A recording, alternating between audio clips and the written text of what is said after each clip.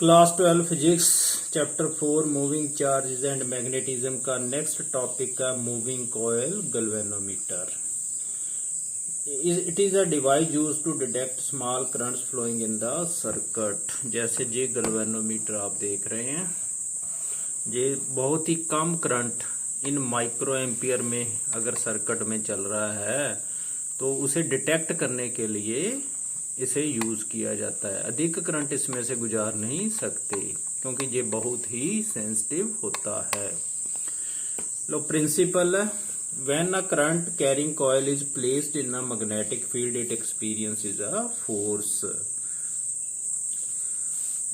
ये जो प्रिंसिपल है इसकी हमने video number 700 torque on a current loop placed in a magnetic field, इसमें भी लूप्स है, इसमें भी कॉइल्स आप देखोगे जो बीच में कॉइल्स हैं। इसमें कॉइल नंबर ऑफ कॉइल ज्यादा, जहां एक कॉइल की बात की थी बात तो सेम ही है।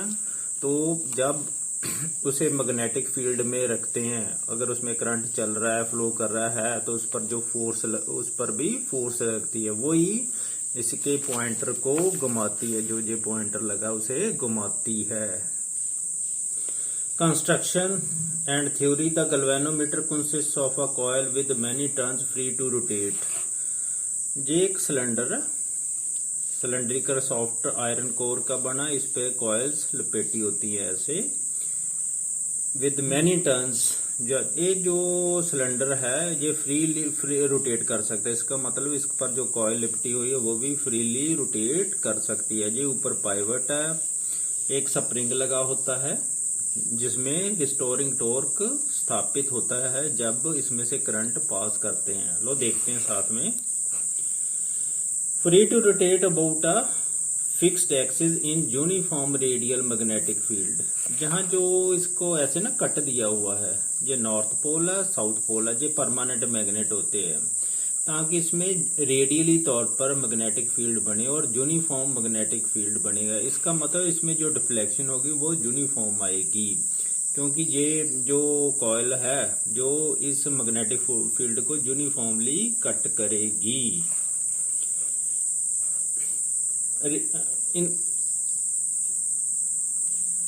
There is a cylindrical soft iron coil which not only makes the field radial, ये सिलेंड्री कॉइल ये भी रेडियली बनाती है ना, इसे ऐसे कट किया हुआ है, ये भी गोल है, but also increases the strength of magnetic field. इससे ना मैग्नेटिक फील्ड की स्ट्रेंथ भी बढ़ती है क्योंकि दूरी एक जैसी होगी ना सभी जगह पर, ऑल रेडियल होगी।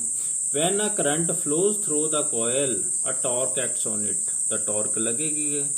जब करंट फ्लो करेगा मैग्नेटिक फील्ड में, नॉर्थ से साउथ की डायरेक्शन में मैग्नेटिक फील्ड बन रहा है, अब कॉइल में से जब करंट पास होगा तो टॉर्क लगेगा और वो क्या करेगा, इस कॉइल को घुमाएगा। इसके साथ पॉइंटर लगा हुआ है तो पॉइंटर भी घूमेगा। वो टॉर्क किसके बराबर है, NIAB, N number of turns, I current जो फ्लो कर रहा है, A area of coil, B strength of magnetic field. ये वीडियो नंबर 700 में अच्छी तरह मैंने समझा दिया है। Since the field is radial by design so sine theta is equal to 1, वहां भी समझाया था। जो ये फील्ड की डायरेक्शन ना और ये जो कॉइल है ये एक दूसरे के परपेंडिकुलर होती है, तो साइन 90 कितना होगा, 1 के बराबर, तभी इसकी वैल्यू इतनी लिखी है। The magnetic torque NIAB tends to rotate the coil. ये जो मैग्नेटिक टॉर्क बना ये कॉइल को घुमाता है। अब जब ये कॉइल घूमेगी तो इसके साथ ना नीचे स्प्रिंग लगा हुआ है, प्रोवाइड्स अ काउंटर टॉर्क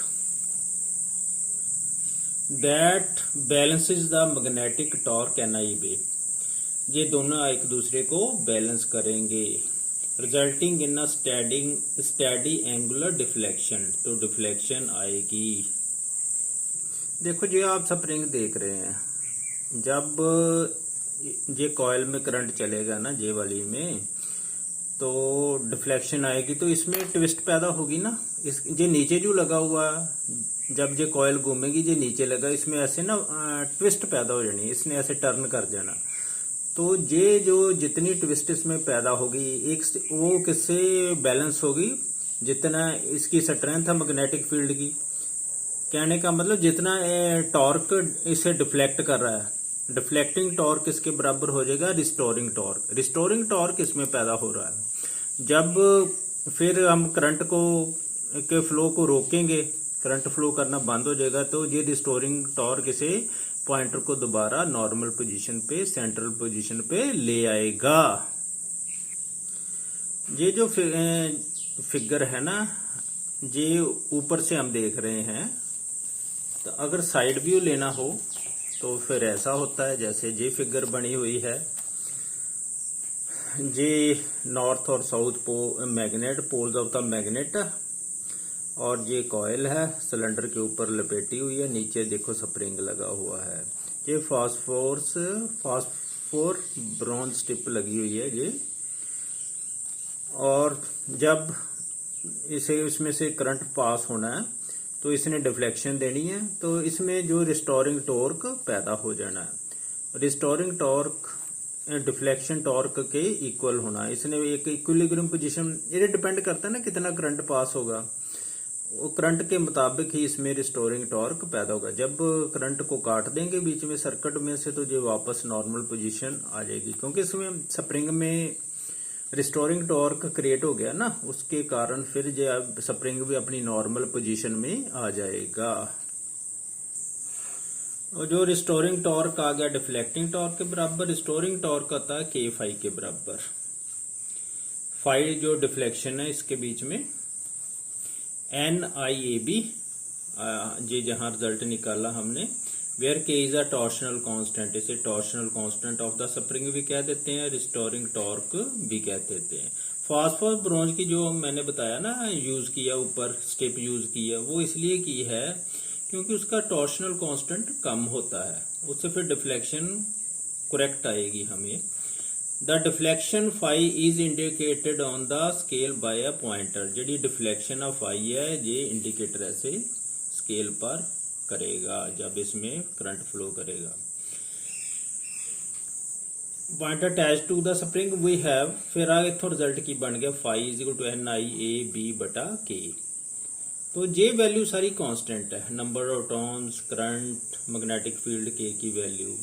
तो वेरी केड़ा कर रहा है I, that is I। The value NAB बटा K is constant for a given galvanometer, therefore phi is directly proportional to current, though deflection in the galvanometer is directly proportional to the current flowing through it. A galvanometer cannot be used directly to measure the current. ये galvanometer से हम current नहीं माप सकते क्योंकि ये बहुत sensitive होते हैं, because it is very sensitive and shows full deflection for a current of the order of micro ampere. अगर थोड़ा सा करंट भी पास कर दें तो ये डिफ्लेक्शन पूरी शो कर देते हैं, ज्यादा पास करेंगे तो ये सड़ जाएंगे।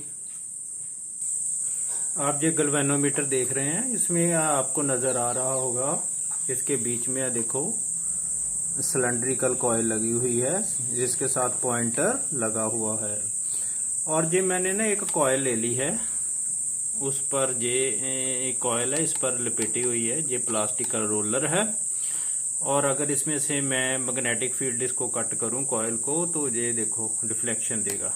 अब ध्यान से देखो कि ऐसे घूमता है, दोनों तरफ घूमता है, इसका यही फायदा गैल्वेनोमीटर की डिफ्लेक्शन दोनों तरफ ही शो करता है।